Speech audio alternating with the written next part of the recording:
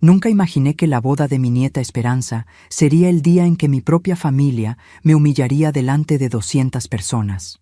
Ahí estaba yo, vestida con mi mejor vestido azul marino, tratando de ayudar en los últimos preparativos, cuando mi nuera Sandra gritó para que todos escucharan: «Carmen, vieja gorda, quítate de en medio, solo estorbas aquí, ¿por qué no te vas ya?». Todo el salón se quedó en completo silencio. Sentí como si el suelo se hubiera abierto debajo de mis pies.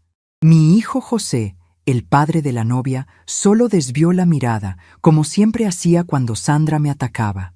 Tengo 68 años y durante los 10 años que viví en esa casa, después de que mi esposo falleció, siempre fui tratada como un mueble viejo que molesta, pero que nadie tiene valor de tirar.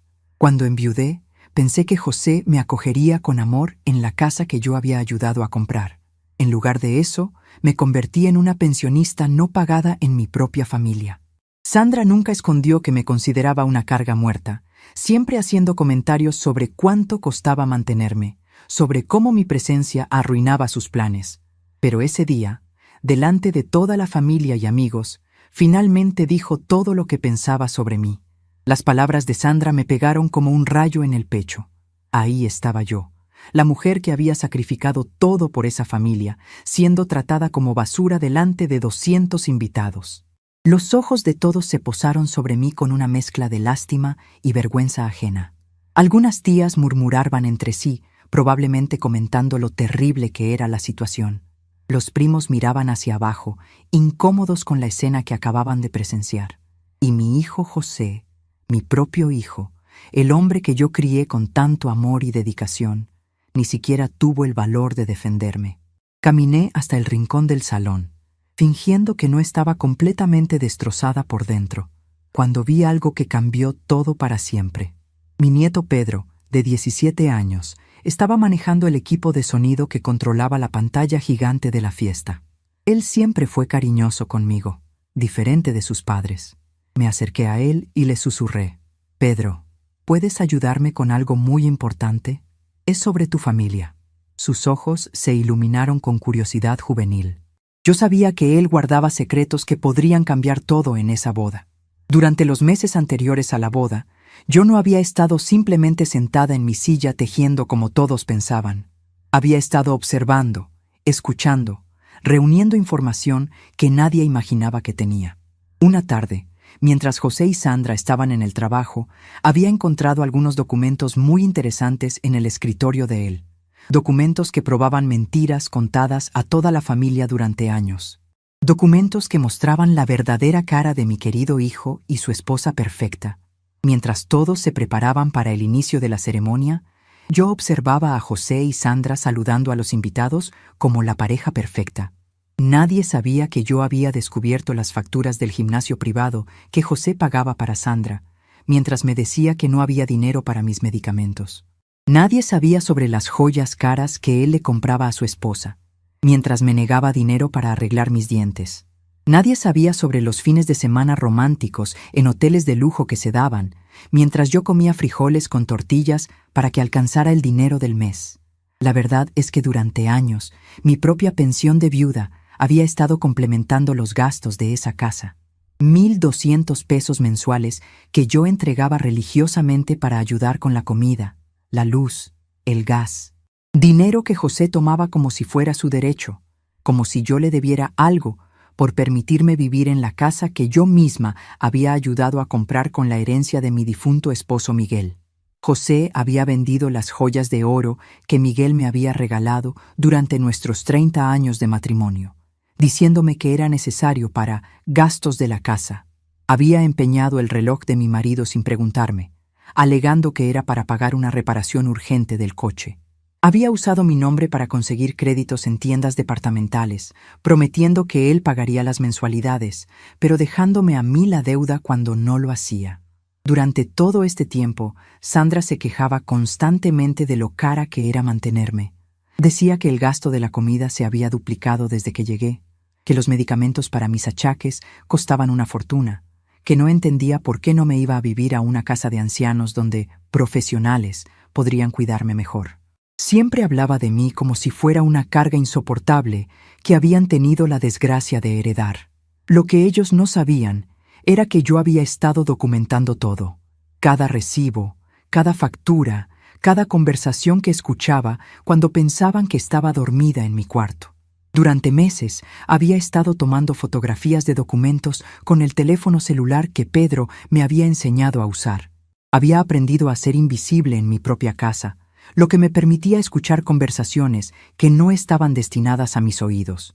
Una noche, 2 semanas antes de la boda, escuché a José y Sandra planeando el futuro sin mí.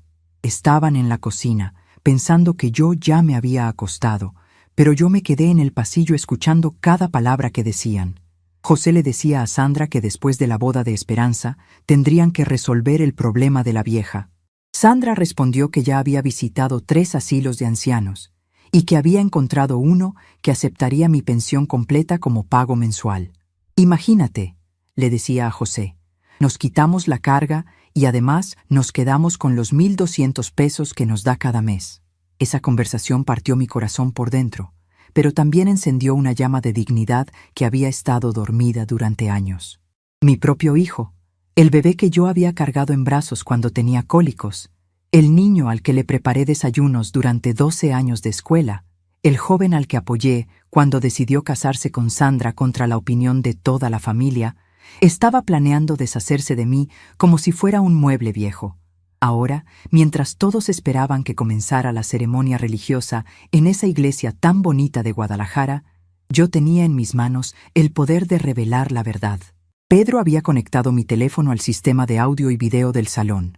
Con solo apretar un botón, toda la evidencia que había reunido durante meses aparecería en la pantalla gigante donde se suponía que mostrarían las fotos familiares felices. Los invitados comenzaron a tomar sus asientos. Vi a mis hermanas María y Rosa sentadas en la segunda fila, elegantes con sus vestidos de fiesta. Ellas siempre habían sospechado que algo no estaba bien en mi situación familiar, pero cada vez que sugerían que me fuera a vivir con alguna de ellas, yo defendía a José diciendo que él era un buen hijo. Hoy descubrirían qué tan equivocada había estado durante todos estos años.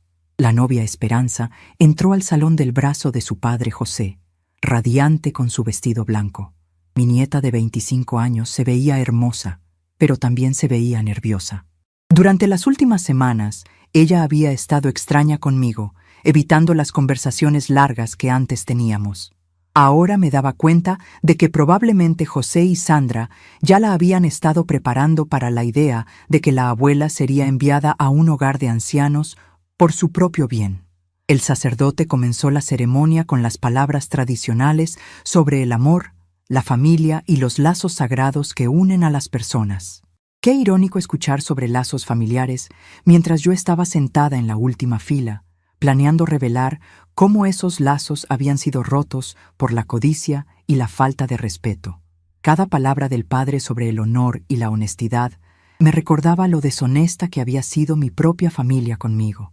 Durante los votos matrimoniales, observé las caras de felicidad de todos los invitados, tíos, primos, amigos de la familia, todos celebrando el amor y la unión. Nadie imaginaba que dentro de unas horas esa misma alegría se convertiría en shock y vergüenza cuando descubrieran la verdad sobre José y Sandra. Me sentí como un juez silencioso, esperando el momento perfecto para dictar la sentencia. Pedro me miró desde su posición junto al equipo técnico y me hizo una señal discreta con la cabeza. Todo estaba listo. El teléfono estaba conectado. Las fotografías estaban organizadas en orden cronológico. Los documentos estaban claros y legibles. Solo faltaba esperar el momento de los agradecimientos, cuando José tomaría el micrófono para hablar sobre la familia y la gratitud. Mientras el sacerdote bendecía los anillos, recordé todas las veces que José me había dicho que yo era una carga. Todas las veces que Sandra había suspirado con exasperación cuando yo pedía algo simple como un vaso de agua. Todas las veces que me habían hecho sentir culpable por existir en mi propia familia. Hoy, después de años de humillaciones silenciosas, finalmente tendrían que enfrentar las consecuencias de sus acciones. La ceremonia terminó entre aplausos y lágrimas de alegría. Los novios se besaron mientras los invitados los felicitaban con gritos de ¡Viva! ¡Y que vivan los novios! Sandra lloraba de emoción, abrazando a su hija, actuando como la suegra perfecta y la madre ejemplar. José sonreía orgulloso, recibiendo palmadas en la espalda de sus cuñados y amigos. Era la imagen perfecta de una familia feliz y unida. Durante el cóctel, mientras todos brindaban con champán y comían los deliciosos canapés que habían costado una fortuna, yo observaba cada movimiento de José y Sandra. Los vi actuando como los anfitriones perfectos, contándoles a los invitados sobre los próximos planes familiares, sobre lo bendecidos que se sentían de tener una familia tan unida. Si hubiera sido una actriz, no habría podido actuar mejor que Sandra esa tarde. Pero yo conocía la verdad detrás de esas sonrisas. Sabía sobre las deudas que habían acumulado para pagar esa boda, usando mi nombre como aval sin mi conocimiento. Sabía sobre el dinero que habían prestado de mi cuenta de ahorros sin pedirme permiso. Sabía sobre los planes que tenían para deshacerse de mí en cuanto terminara la celebración. El momento se acercaba. Vi a José dirigiéndose hacia el pequeño escenario donde estaba el micrófono para hacer el discurso de agradecimiento tradicional. Sandra se posicionó a su lado, arreglándose el cabello y preparando su sonrisa más radiante para la cámara. Los invitados comenzaron a reunirse cerca del escenario, expectantes por escuchar las palabras emotivas del padre de la novia. Pedro me miró desde lejos y yo le di la señal final. Era hora de que mi familia conociera a la verdadera Carmen, la mujer que habían subestimado durante años, la mujer que habían creído que era demasiado vieja y tonta para darse cuenta de sus mentiras, la mujer que estaba a punto de demostrar que había estado observando y aprendiendo durante todo este tiempo. José tomó el micrófono con su sonrisa ensayada y comenzó su discurso. Queridos familiares y amigos, hoy es un día muy especial para nuestra familia. Sus palabras sonaban dulces y llenas de gratitud, pero yo sabía que eran tan falsas como todo lo demás en su vida. Sandra aplaudía discretamente a su lado, actuando como la esposa devota y la suegra amorosa. Quiero agradecer a todos los que nos han acompañado en este día tan importante, continuó José, su voz llena de emoción fingida. La familia es lo más importante en la vida, y nosotros nos sentimos bendecidos de tener a tantas personas queridas con nosotros. Cada palabra era como una bofetada para mí, sabiendo cómo realmente pensaba sobre la familia cuando se trataba de su propia madre. Fue entonces cuando levanté mi mano lentamente y apunté hacia la pantalla gigante. Pedro presionó el botón y todo cambió para siempre. En la pantalla aparecieron los documentos que había fotografiado, estados de cuenta mostrando cómo José desviaba dinero de la cuenta conjunta que habíamos abierto con mi herencia, contratos de préstamos hechos a mi nombre sin mi autorización, conversaciones impresas entre él y Sandra planeando internarme en un asilo para quedarse con mi pensión. El silencio en el salón fue ensordecedor. José se quedó paralizado en el escenario, el micrófono temblando en sus manos. Sandra trató de gritar para que Pedro apagara la presentación, pero ya era demasiado tarde. Los invitados susurraban entre ellos, señalando la pantalla, leyendo los documentos que probaban años de mentiras y manipulación financiera. Vi a tíos, primos y amigos de la familia mirando a José y Sandra con expresiones de shock y disgusto. Mi nieta Esperanza comenzó a llorar, finalmente entendiendo por qué yo siempre parecía triste en casa. La máscara de la familia perfecta había caído definitivamente, y todos pudieron ver la verdadera cara de mi hijo y su esposa. Me levanté calmadamente de mi silla y caminé hacia la salida del salón. No dije ni una palabra, no hice ningún escándalo. Solo miré a José una última vez antes de salir. Sus ojos estaban llenos de lágrimas, no de arrepentimiento, sino de vergüenza por haber sido descubierto. Sandra gritaba tratando de dar explicaciones a los invitados, pero nadie más le prestaba atención. Mientras caminaba hacia afuera de la fiesta, escuché a alguien en el salón comentar: «Ahora entendemos por qué doña Carmen siempre parecía tan triste». Y cuando llegaron a casa esa noche, todo lo que encontraron fue una nota que les había dejado sobre la mesa de la cocina. La nota era simple pero definitiva. Me fui a vivir mi vida lejos de personas que me hacen sentir invisible. No me busquen, Carmen. Pero ellos no sabían que yo había pasado meses preparándome para ese momento. Mientras ellos pensaban que yo solo estaba tejiendo en mi silla, yo había estado organizando mi nueva vida, lejos de todas las memorias dolorosas y de la gente que me lastimaba. Durante la ceremonia religiosa, me senté en la última fila, como siempre era mi lugar determinado por Sandra. Observé a mi nieta Esperanza radiante en el altar, recordando cuando yo le cosía vestidos de muñeca cuando era pequeña. Cuántas noches pasé cuidándola cuando estaba enferma. Cuántos almuerzos preparé cuando José y Sandra llegaban tarde del trabajo. Ahora, a los 25 años, Esperanza apenas me hablaba, completamente influenciada por sus padres sobre cómo yo era una carga para la familia. Las memorias me golpearon como un rayo mientras el sacerdote hablaba sobre amor y familia. Recordé cómo vendí todas mis economías para ayudar a José a comprar la casa donde vivimos. Cómo usé mi pequeña herencia para pagar los estudios de Esperanza en la universidad privada. Cómo trabajé como costurera hasta los 65 años para contribuir con los gastos de la casa. Nunca pedí nada a cambio, solo esperaba ser tratada con el mínimo de respeto y cariño. En lugar de eso, me transformaron en la villana de la historia familiar. Cuando Miguel, mi esposo, murió hace 10 años, yo tenía 58 años y estaba completamente perdida. Habíamos estado casados 30 años y nunca imaginé que tendría que enfrentar la vida sin él. Miguel era electricista y tenía su propio taller pequeño. No éramos ricos, pero vivíamos cómodamente en nuestra casita de 2 recámaras en el barrio de Santa María. Él siempre me decía que yo era su tesoro más valioso, que sin mí él no era nada. Después del funeral, José vino a la casa y me dijo que no podía quedarme sola, que una mujer de mi edad necesitaba compañía y cuidados. En ese momento pensé que mi hijo me estaba ofreciendo amor y protección en el momento más difícil de mi vida. Sandra también parecía estar de acuerdo, diciendo que sería maravilloso tener a la abuela cerca de los niños. Qué ingenua fui al creer que sus intenciones eran puras y desinteresadas. La transición a vivir en casa de José no fue fácil desde el principio. Sandra tenía reglas muy específicas sobre todo. ¿A qué hora podía usar el baño por las mañanas? ¿Qué programas de televisión podía ver? ¿Cuánto tiempo podía ocupar la cocina para preparar mis comidas? Decía que era importante mantener la armonía familiar y que yo, como invitada en su casa, debía adaptarme a sus rutinas establecidas. Al principio traté de ser comprensiva. Entendía que era difícil para una familia joven adaptar su vida para incluir a una persona mayor. Pensé que con tiempo y paciencia todos nos acostumbraríamos a la nueva situación. Pero las restricciones se fueron volviendo más estrictas y humillantes con el paso de los meses. Sandra comenzó a quejarse de todo, que usaba mucha agua caliente, que dejaba migas en la cocina, que mis medicamentos olían mal. Los primeros 2 años fueron los más difíciles. Sandra constantemente me recordaba que yo estaba viviendo en su casa por su generosidad. Nunca mencionaba que yo había aportado el enganche inicial de la casa con parte de la herencia de Miguel.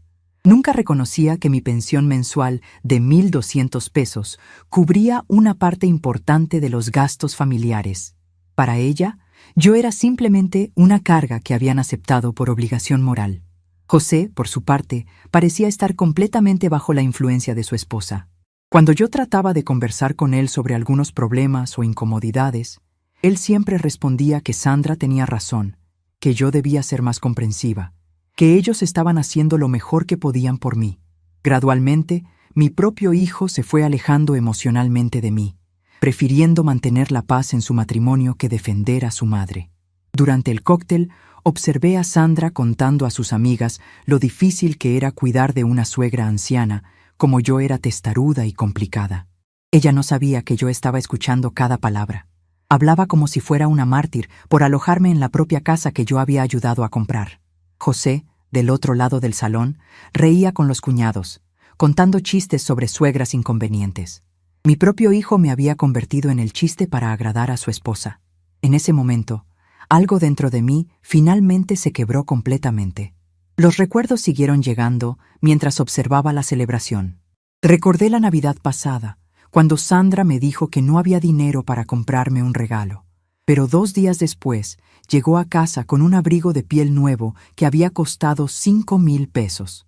Recordé cuando enfermé con bronquitis y necesitaba medicamentos especiales, y José me dijo que tendríamos que ajustar el presupuesto, pero esa misma semana vi que había comprado llantas nuevas para su camioneta. Recordé también el día en que Sandra me encontró revisando algunos papeles en el escritorio de José. Había ido a buscar una pluma para escribir una carta a mi hermana María, pero accidentalmente vi algunos documentos financieros. Sandra se puso furiosa, diciéndome que yo no tenía derecho a hurgar en cosas privadas de la familia. Desde ese día, comenzó a cerrar con llave el escritorio y a guardar todos los documentos importantes en lugares donde yo no pudiera encontrarlos. Pero Sandra no sabía que yo había aprendido a ser muy observadora durante esos años de humillaciones constantes. Había aprendido a caminar silenciosamente por la casa, a escuchar conversaciones desde el pasillo, a observar detalles que pasaban desapercibidos para otros. Durante meses, mientras ellos pensaban que yo estaba perdiendo facultades mentales, yo estaba documentando sistemáticamente todas sus mentiras y manipulaciones. Una de las memorias más dolorosas era del cumpleaños número 65. Sandra había organizado una pequeña reunión familiar, pero durante toda la tarde se quejó del gasto que representaba comprar el pastel y la comida para los invitados. Dijo que no entendía por qué había que celebrar cumpleaños de personas tan ancianas, que sería más sensato usar ese dinero para cosas importantes como la educación de los niños. Esa noche, después de que todos se fueron, escuché a Sandra diciéndole a José que ya era hora de que consideraran seriamente el tema de mi futuro. Decía que yo cada día estaba más complicada, más demandante, más cara de mantener. José respondió que tal vez ella tenía razón, que deberían comenzar a investigar opciones para cuando yo llegara a necesitar más cuidados especializados. Pedro se acercó a mí durante la cena, susurrando que tenía curiosidad sobre lo que yo quería mostrar en la pantalla. Le expliqué que era una sorpresa especial para la familia, algo que revelaría la verdad sobre muchas cosas. Sus ojos brillaron con malicia juvenil. Siendo adolescente de 17 años, él siempre había percibido que sus padres no me trataban bien, y como cualquier joven de su edad, adoraba la idea de causar un poco de revuelo. Combinamos que en el momento de los agradecimientos, cuando José tomara el micrófono, Pedro cambiaría la presentación en la pantalla. Durante estos años difíciles, mis únicas alegrías eran los momentos que pasaba con Pedro y Esperanza cuando eran más pequeños. Pedro siempre fue el más rebelde de los dos, el que hacía preguntas incómodas cuando notaba que yo estaba triste. Esperanza era más tranquila, pero también más influenciable por sus padres. Con el tiempo, noté que ambos nietos comenzaron a tratarme con la misma frialdad que habían aprendido de José y Sandra. Recordé el día en que Pedro me pidió que le enseñara a usar mi teléfono celular. Era un modelo sencillo que José me había comprado, pero Pedro me mostró funciones que yo no conocía, como tomar fotografías y grabar videos.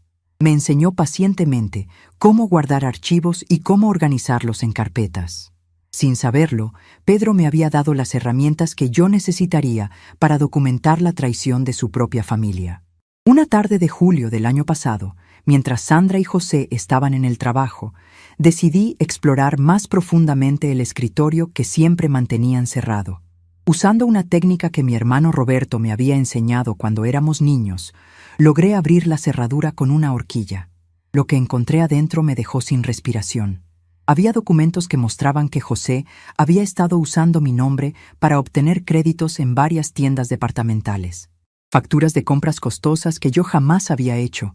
Un televisor de pantalla grande, un refrigerador nuevo, muebles para la sala. Todo a mi nombre, pero para beneficio de ellos.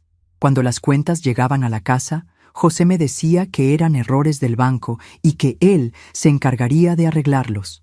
También encontré estados de cuenta de una cuenta bancaria que no conocía, una cuenta que habían abierto a mi nombre usando mi credencial de elector. En esa cuenta habían depositado mi pensión durante varios meses, pero también habían hecho retiros grandes que yo nunca había autorizado.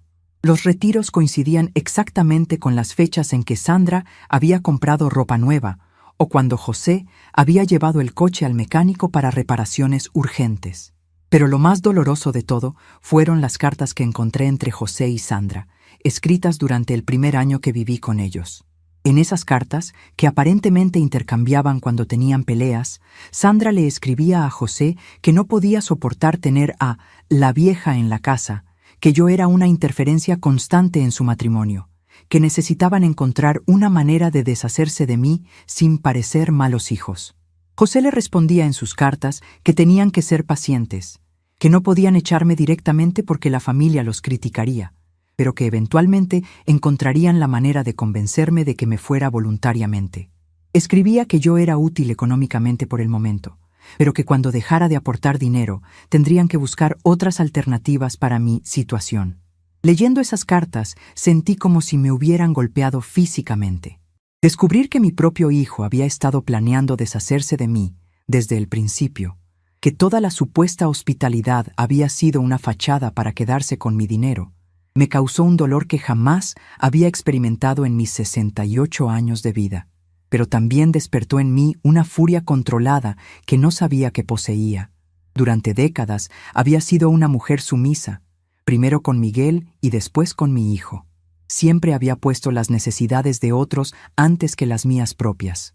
Había aceptado humillaciones y maltratos porque creía que eso era lo que las mujeres de mi generación debíamos hacer para mantener la paz familiar. Después de leer esas cartas, comencé a tomar fotografías de todos los documentos importantes con el teléfono que Pedro me había enseñado a usar. Cada vez que José y Sandra salían de casa, yo me dirigía al escritorio y documentaba más evidencia de sus mentiras y robos. Durante meses, acumulé un archivo completo de sus crímenes financieros y emocionales contra mí. También comencé a grabar conversaciones usando la función de grabadora del teléfono. Cuando Sandra hablaba por teléfono con sus amigas quejándose de mí, yo grababa desde la cocina. Cuando José le contaba a sus hermanos sobre lo problemática que yo era, yo registraba cada palabra desde mi recámara. Lentamente, fui construyendo un caso completo contra ellos. La conversación que más me impactó fue una que grabé 3 semanas antes de la boda. Sandra estaba hablando con su hermana por teléfono, contándole sobre los planes para después de la celebración. Decía textualmente: «Ya encontré el lugar perfecto para Carmen. Es un asilo en las afueras de la ciudad que acepta su pensión completa como pago. Nos quedaríamos libres de la carga y además podríamos usar su recámara como oficina para José». Su hermana le preguntó si yo estaba de acuerdo con la mudanza y Sandra respondió riéndose: «Por supuesto que no está de acuerdo, pero a su edad ya no puede tomar decisiones importantes sola.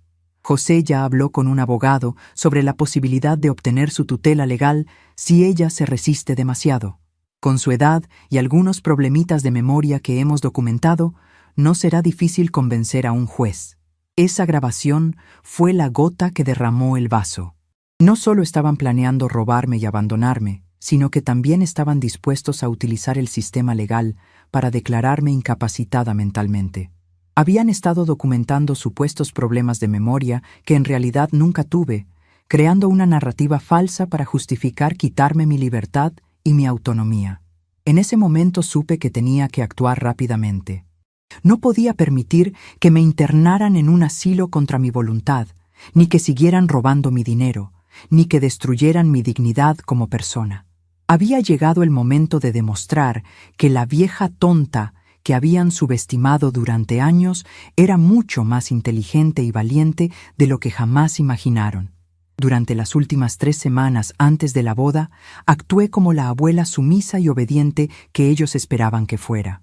Seguí todas las reglas de Sandra sin quejarme, preparé mis propias comidas sin molestar a nadie, mantuve mi recámara impecablemente limpia. Pero por las noches, cuando todos dormían, yo organizaba mi escape y mi venganza. Había contactado a mi hermana María, que vive en Puebla, y le expliqué parcialmente la situación. Aunque no le conté todos los detalles para no preocuparla demasiado, sí le pedí si podía quedarme en su casa por unas semanas mientras decidía qué hacer con mi vida. María, que siempre había sospechado que algo no estaba bien en mi situación familiar, inmediatamente me dijo que su casa estaba abierta para mí cuando la necesitara. También había estado ahorrando dinero secretamente. Durante los últimos 6 meses había guardado pequeñas cantidades de mi pensión mensual, diciéndole a José que los medicamentos costaban más de lo que realmente costaban. Peso a peso, había acumulado 3,000 pesos que tenía escondidos en una caja de zapatos en mi armario. No era mucho dinero, pero sería suficiente para el camión a Puebla y algunos gastos iniciales. El plan era sencillo, pero efectivo. Después de revelar toda la evidencia en la boda y humillar públicamente a José y Sandra como ellos me habían humillado a mí, saldría del salón y tomaría el primer camión disponible hacia Puebla. Para cuando ellos regresaran a casa y encontraran mi nota de despedida, yo ya estaría segura en casa de mi hermana, lejos de su alcance y de sus planes malvados. Ahora, mientras observaba los rostros impactados de todos los invitados mirando la pantalla gigante con la evidencia de las traiciones de mi familia, me sentí más poderosa de lo que me había sentido en 10 años. Por primera vez en mucho tiempo, yo tenía el control de la situación. Por primera vez en una década, José y Sandra estaban experimentando la humillación pública que ellos me habían causado tantas veces en privado. Y en ese momento, cuando todos descubrieron quién realmente era la persona inconveniente en la familia, supe que mi nueva vida estaba a punto de comenzar.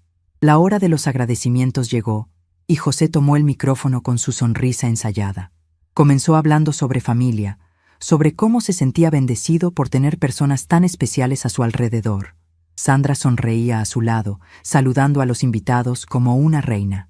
Esperanza y su nuevo esposo aguardaban pacientemente sus palabras cariñosas. Todos esperaban el discurso tradicional sobre amor y unión familiar, pero yo estaba preparada para mostrar la verdadera cara de esa familia perfecta. Pedro me miró discretamente y me hizo una seña con la cabeza. Era el momento. Apunté hacia la pantalla gigante con tranquilidad, como si fuera parte natural de la presentación. En la pantalla aparecieron los documentos que había fotografiado secretamente. Estados de cuenta, mostrando cómo José desviaba dinero de la cuenta conjunta que habíamos abierto con mi herencia. Contratos de préstamos hechos a mi nombre sin mi autorización. Conversaciones impresas entre él y Sandra, planeando internarme en un asilo para quedarse con mi pensión. El silencio en el salón fue ensordecedor. José se quedó paralizado en el escenario, el micrófono temblando en sus manos. Sus palabras sobre familia y gratitud se quedaron colgando en el aire, ahora sonando como las mentiras más crueles que eran. Sandra intentó gritar para que Pedro desconectara la presentación, pero ya era demasiado tarde. Los invitados susurraban entre ellos, señalando la pantalla, leyendo los documentos que probaban años de mentiras y manipulación financiera contra una anciana indefensa. La primera imagen que apareció en la pantalla fue un estado de cuenta bancario que mostraba claramente cómo José había retirado 5,000 pesos de mi cuenta de ahorros el día después del funeral de Miguel. Dinero que supuestamente era para gastos del funeral, pero que en realidad había usado para comprar una televisión nueva para su recámara. Los invitados podían ver la fecha del retiro y la fecha de compra de la televisión, ambas documentadas con recibos fotografiados. La segunda imagen mostró contratos de crédito en tiendas departamentales, todos firmados con mi nombre, pero con la letra de José. Habían comprado un refrigerador de 15,000 pesos, una sala completa de 20,000 pesos y ropa por valor de 8,000 pesos, todo usando mi identificación y mi historial crediticio. Cada compra estaba documentada con fotografías de los recibos que había encontrado escondidos en el escritorio. Pero lo que realmente impactó a los invitados fue la tercera imagen, una conversación de WhatsApp entre José y Sandra, donde discutían abiertamente sobre cómo deshacerse de mí. Sandra escribía: «Ya no aguanto más a tu madre. Encontré un asilo que acepta su pensión completa. Nos quitaríamos el problema y tendríamos 1,200 pesos extra cada mes». José respondía: «Tienes razón. Además, podríamos convertir su cuarto en oficina. Ya hablé con el abogado sobre la tutela». El murmullo en el salón se intensificó cuando aparecieron más mensajes de la misma conversación. Sandra había escrito: «He estado documentando sus olvidos y confusiones.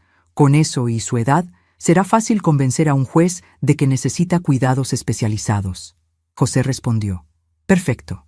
Después de la boda de Esperanza, comenzamos el proceso. No puede ser tan difícil». Vi las caras de mis hermanas María y Rosa en la segunda fila, sus expresiones cambiando de confusión a horror mientras comprendían completamente lo que estaban viendo. Ellas siempre habían sospechado que algo no estaba bien en mi situación familiar, pero nunca imaginaron la magnitud de la traición. María se llevó las manos a la boca, claramente impactada por descubrir que sus sospechas habían sido ciertas todo este tiempo. Los tíos, primos y amigos de la familia miraban a José y Sandra con expresiones de disgusto y desaprobación. Don Roberto, el hermano mayor de Miguel, se levantó de su asiento y caminó hacia la salida, claramente molesto por lo que acababa de presenciar. Su esposa lo siguió, pero no sin antes dirigir una mirada de desprecio hacia José y Sandra. Otros familiares comenzaron a levantarse también, algunos negando con la cabeza, otros haciendo comentarios de indignación. Mi nieta Esperanza comenzó a llorar, finalmente comprendiendo por qué yo siempre parecía triste en casa. Durante años, ella había creído la versión de sus padres sobre cómo yo era una carga complicada y demandante. Ahora, viendo la evidencia de cómo realmente me habían tratado, se daba cuenta de que había sido manipulada para alejarse emocionalmente de su propia abuela. Su nuevo esposo la abrazaba, tratando de consolarla mientras ella procesaba la magnitud del engaño familiar. Pedro, desde su posición junto al equipo técnico, continuó mostrando más evidencia. Aparecieron fotografías de facturas médicas que yo nunca había recibido, servicios médicos que supuestamente habían pagado para mí, pero que en realidad nunca existieron. José había estado presentando estas facturas falsas a otros familiares para justificar por qué necesitaba dinero prestado para mis cuidados médicos. También aparecieron grabaciones de audio que yo había hecho secretamente durante los últimos meses. La voz de Sandra hablando con su hermana por teléfono. Carmen está cada día más senil. Ayer se olvidó de cerrar la llave del agua y casi se inunda la cocina.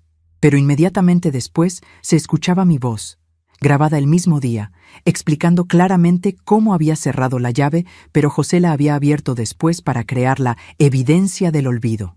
Otra grabación mostró a José hablando con un amigo. Mi madre está perdiendo la cabeza. Ya no puede manejar sus finanzas. Tuvimos que tomar control de sus cuentas para protegerla.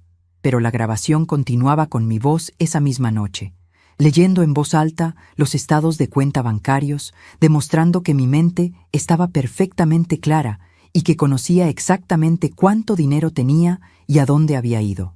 La evidencia más devastadora fue una grabación donde Sandra le decía a una amiga: «Lo mejor del plan del asilo es que Carmen nunca se dará cuenta de que estamos usando su pensión para otros gastos. A su edad y con sus problemitas mentales, será fácil manejar la situación».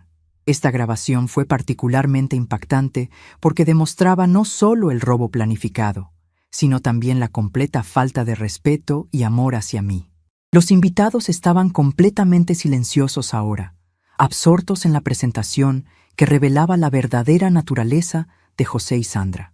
Algunos de los hombres mayores negaban con la cabeza, claramente disgustados por el maltrato hacia una anciana.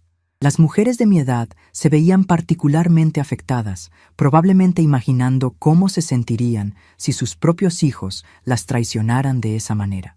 Doña Guadalupe, una vecina de la familia que había conocido a José desde niño, se acercó a él en el escenario. Con voz temblorosa por la indignación, le dijo: «José Luis, yo te conocí desde que eras un bebé. Tu madre te crió sola después de que tu padre murió cuando tenías 15 años. Trabajó día y noche para darte educación y oportunidades. ¿Así le pagas todo su sacrificio? ¿Robándole y planeando abandonarla?». José intentó responder, pero las palabras no salían de su boca. Sandra, desesperada por controlar la situación, gritó hacia la multitud: «Todo esto es un malentendido. Carmen está confundida. Ella no entiende cómo funcionan las finanzas modernas». Pero su explicación sonaba desesperada y falsa, especialmente después de toda la evidencia que acababan de presenciar. Don Arturo, el padrino de José, se acercó al micrófono y habló con voz firme: «Sandra, acabamos de ver mensajes donde tú y José planean declarar a Carmen incompetente mentalmente para robar su pensión. Acabamos de escuchar grabaciones donde admites que vas a usar su dinero para gastos personales. No hay malentendido aquí. Solo hay una familia que traicionó a la mujer que más los amaba». En ese momento, decidí que era hora de hablar. Me acerqué lentamente al escenario, tomé el micrófono de las manos temblorosas de José y por primera vez en 10 años tuve la atención completa de toda mi familia. Mi voz sonó clara y firme, desmintiendo completamente los supuestos problemas mentales que José y Sandra habían estado inventando. Queridos familiares y amigos, comencé. Durante 10 años he vivido en la casa de mi hijo, aportando 1,200 pesos mensuales de mi pensión, además de las herencias y ahorros que contribuí para la compra de esa casa. Durante 10 años he sido tratada como una carga inconveniente, humillada constantemente, robada sistemáticamente y preparada para ser abandonada en un asilo contra mi voluntad. Continué. Todo lo que han visto en esta pantalla es real. Cada documento, cada grabación, cada evidencia fue recolectada por mí durante meses, mientras ellos creían que yo era demasiado vieja y tonta para darme cuenta de sus mentiras. Hoy, en lugar de escuchar un discurso sobre amor familiar, ustedes han visto la verdad sobre cómo algunos hijos tratan a las madres que los criaron con amor y sacrificio. José finalmente encontró su voz. Mamá, por favor, esto es un malentendido. Podemos hablar en privado. Pero yo lo interrumpí. José, tuvimos 10 años para hablar en privado. 10 años donde tú escuchaste a tu esposa humillarme y nunca dijiste nada.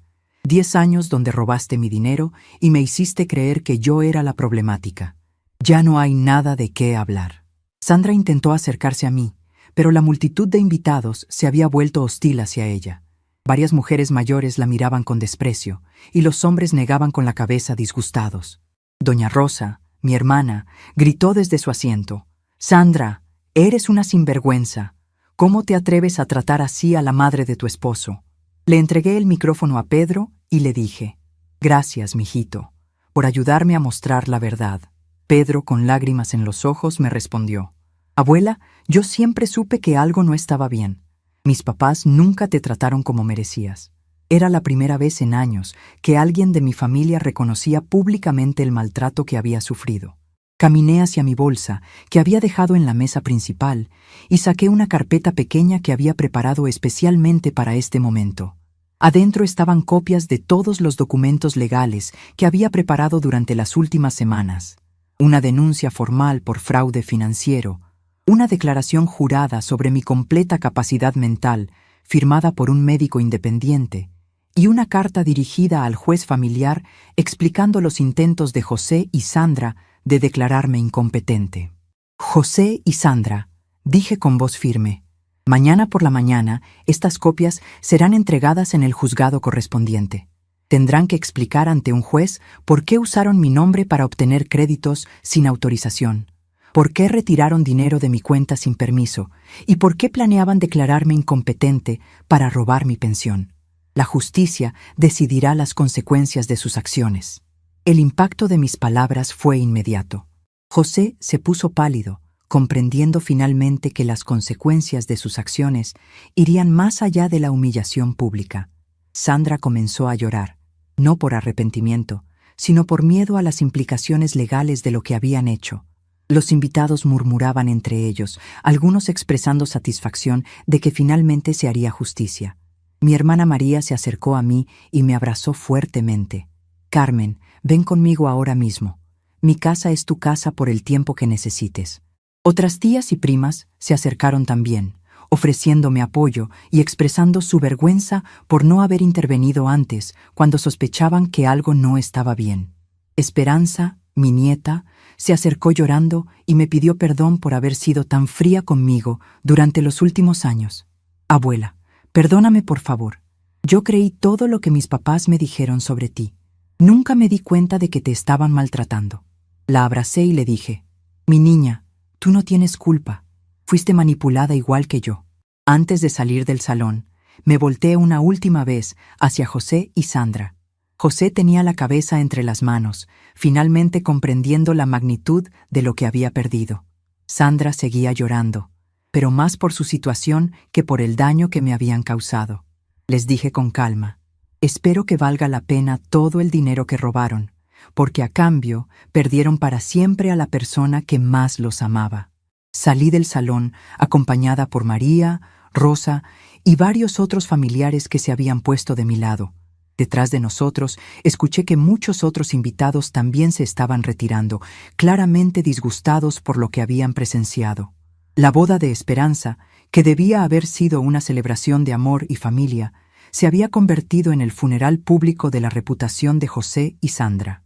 Mientras caminábamos hacia el estacionamiento, mi hermana María me preguntó cómo había logrado reunir toda esa evidencia y planear esa revelación tan perfectamente. Le expliqué que durante meses, mientras ellos creían que yo estaba perdiendo facultades mentales, en realidad había estado aprendiendo tecnología, documentando crímenes y preparando mi escape de esa situación terrible. María, le dije, hoy no solo recuperé mi dignidad, hoy comencé mi nueva vida como una mujer libre e independiente. Y mientras subíamos al coche que me llevaría lejos de esa familia tóxica para siempre, supe que había tomado la decisión más valiente y correcta de toda mi vida. La nota que dejé en la mesa de la cocina era simple. Me fui a vivir mi vida lejos de personas que me hacen sentir invisible. No me busquen, Carmen. Pero ellos no sabían que yo había pasado meses preparándome para ese momento. Durante semanas, mientras ellos pensaban que yo solo estaba tejiendo en mi silla, yo había estado organizando mi nueva vida. Había encontrado un apartamento pequeño y acogedor en Puebla, cerca de la casa de mi hermana María, lejos de todas las memorias dolorosas. Los días siguientes a la boda, mi teléfono no paraba de sonar. José llamaba desesperado, pidiendo perdón, diciendo que todo había sido un malentendido. Sandra, por primera vez en años, me hablaba con respeto, suplicando que regresara a casa. Pero yo ya no estaba interesada en disculpas vacías nacidas del bochorno público. Ellos no sentían falta de mí, sentían falta de mi pensión y de la conveniencia de tener a alguien a quien culpar por todos los problemas de la familia. El apartamento que había encontrado en Puebla era perfecto para mis necesidades. 2 recámaras pequeñas, una sala cómoda, una cocina funcional y un pequeño patio donde podía poner plantas. Lo mejor de todo era que estaba a solo 10 minutos caminando de la casa de María, pero lo suficientemente lejos para mantener mi independencia. El dueño, don Aurelio, era un hombre mayor que había quedado viudo recientemente y entendía la importancia de que las personas mayores tuvieran su propio espacio. Durante mi primera semana en Puebla, María me acompañó a hacer todos los trámites necesarios para mi nueva vida. Fuimos al banco para abrir una cuenta nueva donde solo yo tendría acceso. Cambiamos la dirección de mi pensión para que llegara directamente a mi nueva cuenta. Registramos mi cambio de domicilio en todas las instituciones gubernamentales. Por primera vez en 10 años, todos mis documentos y finanzas estaban exclusivamente bajo mi control. El proceso de denuncia legal contra José y Sandra fue más complicado de lo que esperaba, pero mi abogado, el licenciado González, me aseguró que tenía un caso muy sólido. Las evidencias que había recolectado durante meses eran más que suficientes para probar fraude, abuso financiero contra una persona mayor y falsificación de documentos. El licenciado me explicó que José y Sandra podrían enfrentar cargos criminales serios si se probaba todo lo que yo había documentado. La primera audiencia judicial fue programada para 3 semanas después de la boda. José y Sandra tuvieron que contratar un abogado caro para defenderse de las acusaciones. Según me informó mi hermana Rosa, que mantenía contacto con algunos vecinos del barrio, José había tenido que vender su camioneta para pagar los honorarios legales. Sandra había regresado a trabajar tiempo completo por primera vez en años, ya que sin mi pensión complementando los ingresos familiares no podían mantener su nivel de vida anterior. Esperanza fue la única que logró encontrarme, a través de una amiga en común. Vino hasta mi nuevo apartamento en Puebla llorando, pidiendo disculpas por haber sido influenciada por sus padres durante tantos años. Explicó que siempre había creído la versión de ellos sobre que yo era una carga, que nunca supo sobre los documentos financieros, porque confiaba ciegamente en José y Sandra.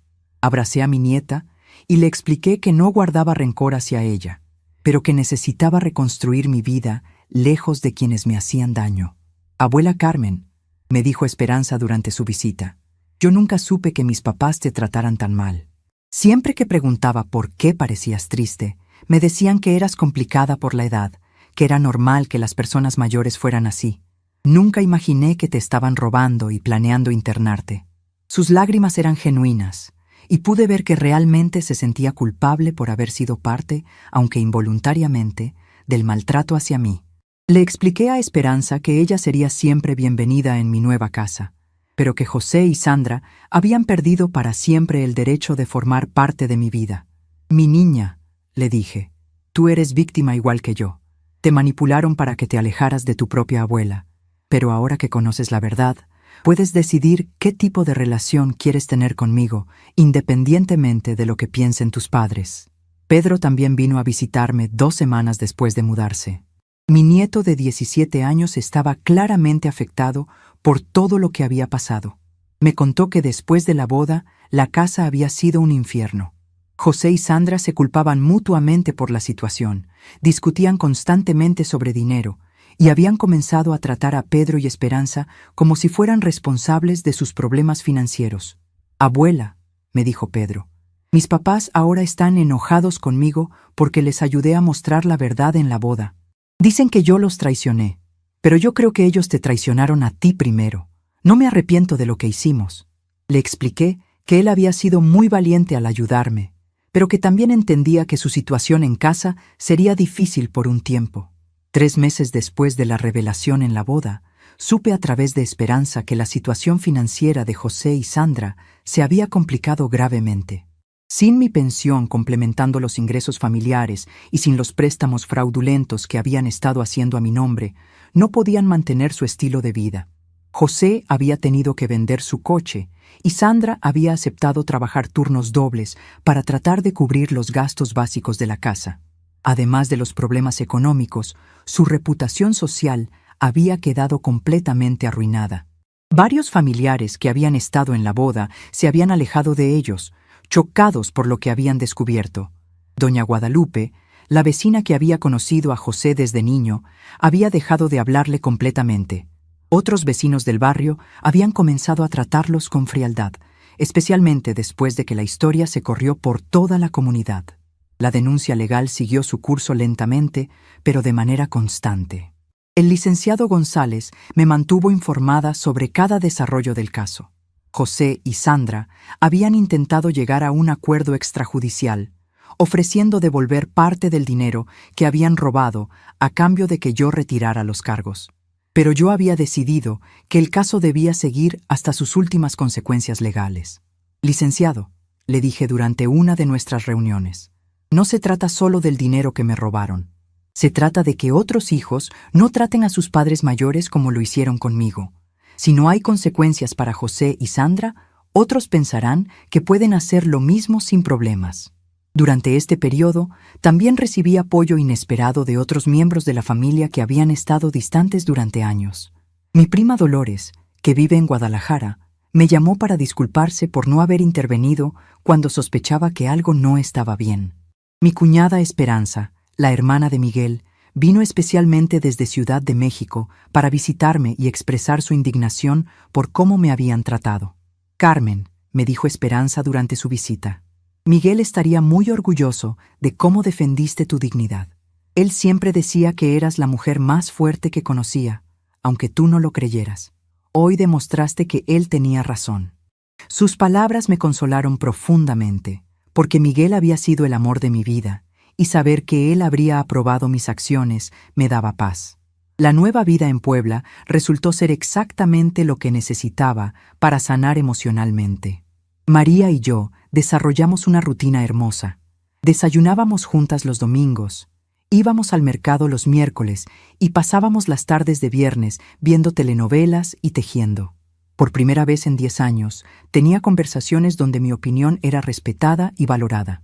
También comencé a participar en actividades de la parroquia local. El padre Miguel, el sacerdote de la iglesia cerca de mi apartamento, me invitó a unirme al grupo de catequistas para adultos mayores. Encontré mucha paz en ayudar a otras personas de mi edad a reflexionar sobre la fe y la vida.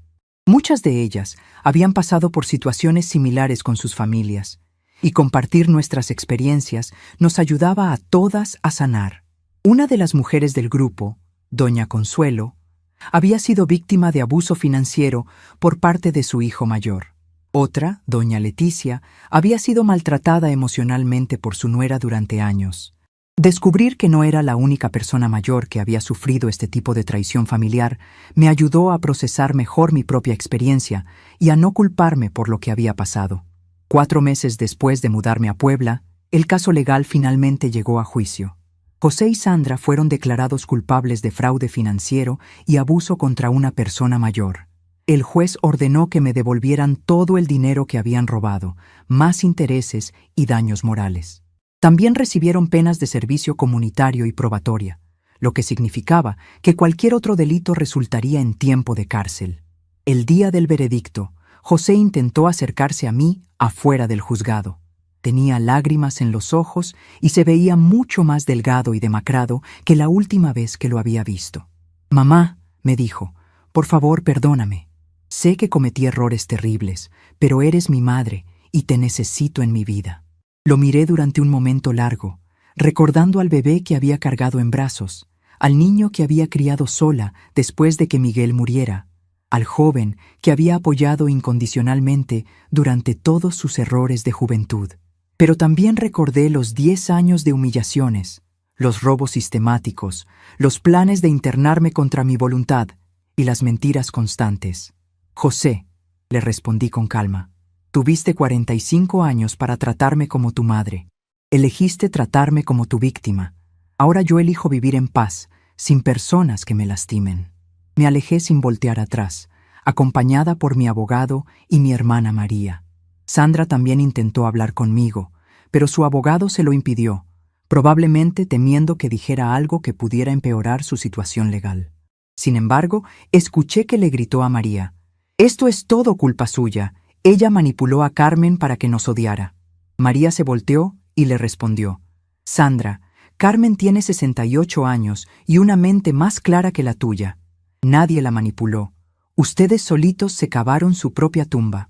6 meses después del juicio, recibí una llamada inesperada. Era Esperanza, contándome que José había sufrido una crisis nerviosa y había sido hospitalizado por depresión severa. Sandra había pedido el divorcio y estaba intentando quedarse con la casa, alegando que José era el único responsable del fraude contra mí. La familia perfecta se había desintegrado completamente. «Abuela», me dijo Esperanza por teléfono, «papá está muy mal. Los doctores dicen que la culpa y la vergüenza lo están consumiendo. ¿Podrías considerar visitarlo? Tal vez tu perdón lo ayude a recuperarse». Escuché sus palabras con compasión, pero también con la sabiduría que había ganado durante estos meses de libertad. «Mi niña», le respondí, «yo le deseo a tu papá que se recupere y que encuentre paz. Pero mi perdón no es una medicina que lo vaya a curar mágicamente. José necesita enfrentar las consecuencias de sus decisiones y aprender a vivir con ellas. Yo ya no soy responsable de su bienestar emocional». Todas las veces que José, Sandra o algún intermediario me contactaban implorando que regresara o que los perdonara, yo repetía la misma respuesta. «Ustedes querían que desapareciera de sus vidas». Entonces fue exactamente lo que hice. Y cada vez que pronunciaba esas palabras, me sentía más fuerte y más segura de mi decisión. Al final de este capítulo de mi vida, había aprendido la lección más importante de mis 68 años. Nunca es demasiado tarde para defenderse, nunca se es demasiado viejo para comenzar de nuevo, y nunca se debe permitir que el amor familiar se convierta en excusa para el abuso y la humillación. José y Sandra habían perdido para siempre a la persona que más los había amado, y esa pérdida sería su castigo más grande y duradero. 1 año después de aquella noche en la boda, yo despertaba todas las mañanas en paz por primera vez en una década. Mi pequeño apartamento en Puebla se llenaba únicamente con cosas que me traían alegría. Fotografías de momentos felices con Miguel, plantas que cuidaba con cariño, libros que finalmente tenía tiempo para leer. No había más gritos matutinos sobre cuentas por pagar. No había más comentarios maliciosos sobre mi apariencia o mis decisiones. Por primera vez en años, me sentía en casa, en mi propia casa. Mi rutina matutina se había convertido en un ritual de libertad. Despertaba cuando mi cuerpo me lo pedía, no cuando Sandra decidía que era apropiado. Preparaba mi café exactamente como me gustaba, sin escuchar quejas sobre el gasto del azúcar o la leche. Me sentaba en mi pequeño patio a regar mis geranios y begonias, escuchando el canto de los pájaros en lugar de discusiones familiares sobre dinero. Esperanza me visitaba los domingos, trayendo pan dulce casero y noticias de la familia que yo escuchaba con interés distante, como quien escucha sobre conocidos que ya no forman parte de su vida. Ella me contaba que José había adelgazado mucho, que pasaba los días repitiendo que no sabía cómo arreglar lo que había roto. Sandra, según Esperanza, había intentado varias veces convencer a otros parientes para que intercedieran por ella, pero todos se negaban después de lo que vieron en la boda. «Abuela», me decía Esperanza durante una de sus visitas, «papá llora todas las noches. Dice que perdió a la mujer más importante de su vida y que no sabe cómo vivir con esa culpa». Escuchaba sus palabras sin sentir el dolor que habría esperado. En su lugar, sentía una tranquilidad profunda que viene de saber que las consecuencias naturales de las malas decisiones finalmente se habían manifestado. Pedro también venía a visitarme cada 15 días. Mi nieto, ahora de 18 años, había decidido irse a estudiar a Puebla para estar cerca de mí. «Abuela Carmen», me había dicho, «quiero aprender de ti cómo ser valiente. Quiero que me enseñes a no permitir nunca que alguien me trate mal». Sus palabras me llenaban de orgullo, sabiendo que al menos había logrado que una persona joven comprendiera la importancia de la dignidad personal. Una tarde de jueves, mientras regaba mis violetas en la pequeña terraza, mi teléfono sonó mostrando el nombre de José. Miré la pantalla durante varios segundos y por primera vez en meses contesté. Su voz estaba ronca, casi irreconocible, suplicando por una oportunidad de conversar personalmente, prometiendo que había cambiado, que entendía ahora cuánto me había lastimado. Escuché sus palabras en silencio completo, y cuando terminó, simplemente le dije, «José, tuvieron 10 años para tratarme con amor. Eligieron tratarme como basura. Ahora yo elijo vivir en paz». Y colgué el teléfono.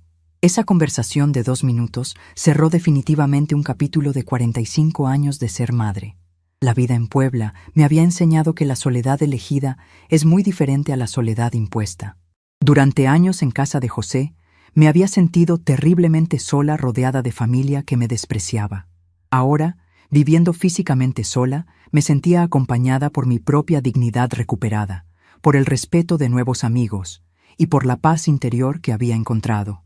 Doña Consuelo, mi amiga de la parroquia, me había invitado a unirme a un grupo de mujeres mayores que se reunían los martes para bordar y conversar.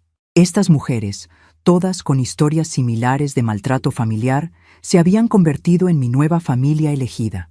Compartíamos recetas, consejos de vida y, sobre todo, el entendimiento mutuo que solo pueden tener quienes han pasado por experiencias similares. «Carmen», me dijo doña Leticia durante una de nuestras reuniones, «tú nos diste valor a todas nosotras. Cuando nos contaste cómo te defendiste en la boda de tu nieta, varias de nosotras decidimos también poner límites a nuestras familias. Era reconfortante saber que mi historia había inspirado a otras mujeres mayores a valorarse y respetarse a sí mismas. El dinero que recuperé a través del juicio lo había invertido sabiamente con la ayuda del licenciado González.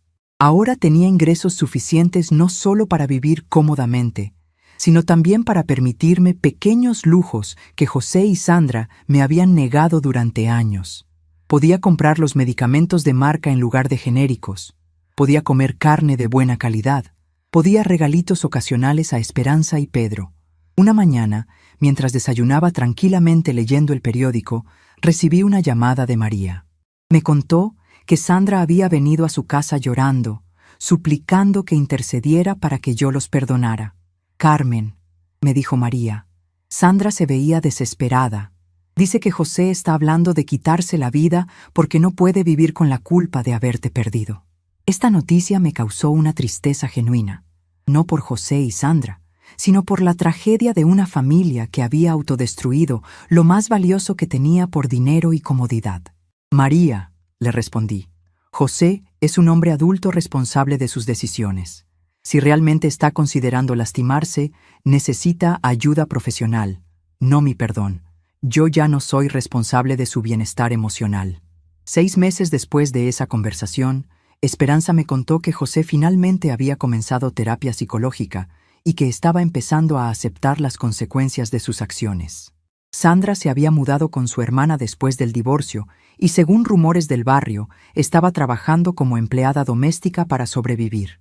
La ironía no se me escapó. La mujer que me había tratado como sirvienta ahora trabajaba como sirvienta para extraños. En las tardes, cuando el sol comenzaba a ponerse y Puebla se teñía de colores dorados, yo me sentaba en mi silla favorita con una taza de té y reflexionaba sobre el camino que había recorrido. A los 68 años había aprendido que nunca es demasiado tarde para recuperar la dignidad, que el amor propio es más importante que la aprobación familiar y que la paz interior vale más que cualquier comodidad material. Pedro se graduó de preparatoria y decidió estudiar Derecho, inspirado por el proceso legal que habíamos vivido juntos. «Abuela», me dijo durante su graduación, «quiero ser abogado para ayudar a otros adultos mayores que estén pasando por lo que tú pasaste. Tu valentía me enseñó que siempre se puede luchar por la justicia». Esperanza, por su parte, había comenzado a establecer límites firmes con sus padres. Ya no permitía que la manipularan emocionalmente para que intercediera en su favor conmigo. Había entendido que la lealtad familiar no significa permitir el abuso y que amar a alguien incluye permitirle enfrentar las consecuencias de sus acciones. Una noche de diciembre, exactamente 18 meses después de la revelación en la boda, estaba leyendo un libro de recetas cuando mi teléfono sonó. Era un número desconocido. Contesté y escuché la voz quebrada de José. «Mamá, sé que no merezco hablar contigo, pero quería decirte que estoy en terapia, que estoy tratando de ser una mejor persona y que entiendo si nunca puedes perdonarme. Solo quería que supieras que te amo y que lamento profundamente todo el daño que te causé». Esta vez escuché con más paciencia y cuando terminó le respondí: «José, me alegra saber que estás buscando ayuda. Espero sinceramente que encuentres paz y que aprendas a ser una buena persona. Pero mi perdón no es algo que necesites para sanar. Esa sanación debe venir de tu propio trabajo interno». Y terminé la llamada sin colgar bruscamente, sino con una serenidad que me sorprendió.